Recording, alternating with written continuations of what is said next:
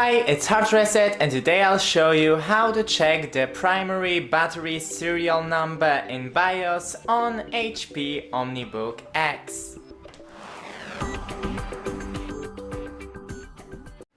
So first, enter BIOS by spamming the escape button while the laptop is powering on. If you want to check the video of how to enter the BIOS, then the video is in our channel. Then with arrows, go into main and down to, I lost it, in here, primary battery serial number.